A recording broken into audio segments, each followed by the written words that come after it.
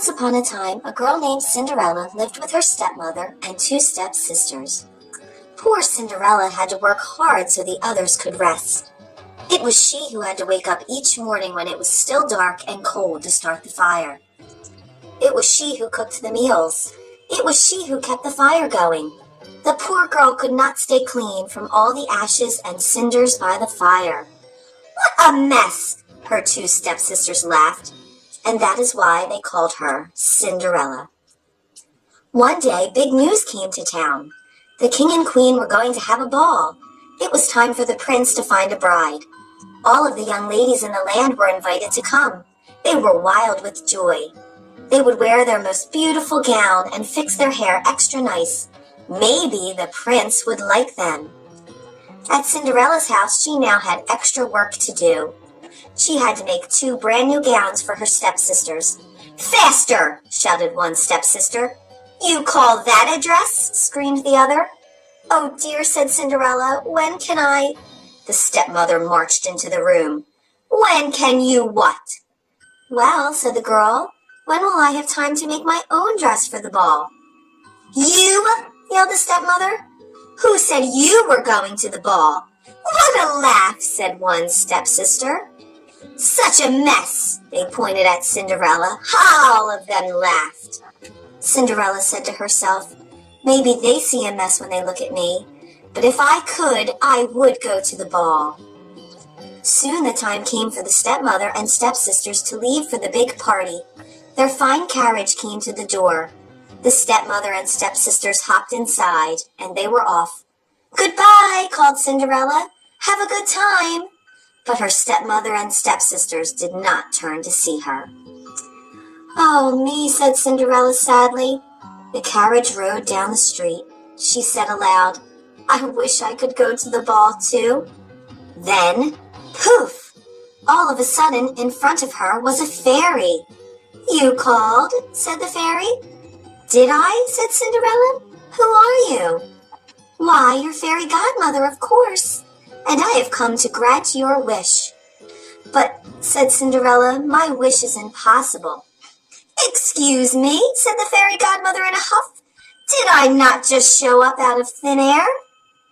"Yes, you did," said Cinderella. "Then let me be the one to say what is possible or not." "Well, then I will tell you," said Cinderella. "My stepsisters and stepmother just left for the ball. I wish I could go too." She looked down at her dirty clothes. "But look at me."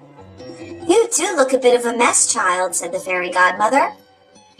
"Even if I had something nice to wear, I would have no way to get there," she said. "Dear me, all of that is possible," said the fairy godmother. And with that, she tapped her wand on Cinderella's head. At once, Cinderella was all clean. She was dressed in a beautiful blue gown. Her hair was set up high on her head inside a golden band. "This is wonderful," said Cinderella. "Who said I was done?" said the fairy godmother. She tapped her wand again. At once, a beautiful carriage came to be, with a driver and 4 white horses. "Am I dreaming?" said Cinderella, looking around her. "It is as real can be," said the fairy godmother. "But there is one thing you must know." "What is that?" asked Cinderella. "All of this will last only to midnight. At the stroke of midnight tonight, it will all be over. Everything will back to how it was before." "Then I must be sure to leave the ball before midnight," said Cinderella. "Good idea," said the fairy godmother. She stepped back. "My work is done." And with that, the fairy godmother was gone. The driver called out to Cinderella, "Are you coming?"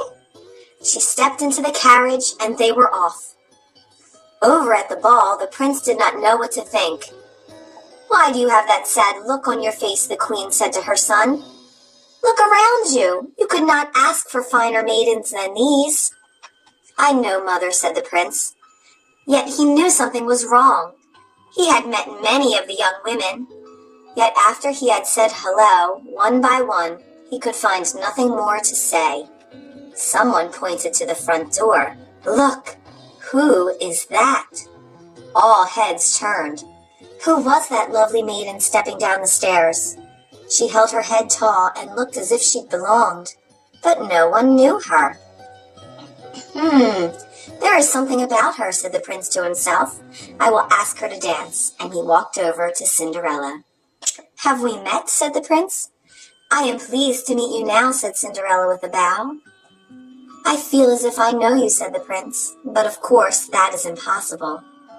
Many things are possible, said Cinderella, if you wish it to be true. The prince felt a leap in his heart. He and Cinderella danced. When the song was over, they danced again, and then they danced again and yet again. Soon the other maidens at the ball grew jealous. Why is he dancing all the time with her? They said. How rude! But all the prince could see was Cinderella. They laughed and talked and danced some more. In fact, they danced for so long that Cinderella did not see the clock. Dong, said the clock. Cinderella looked up. Dong went the clock again. She looked up. Oh my, she cried out. It's almost midnight. Dong, rung the clock.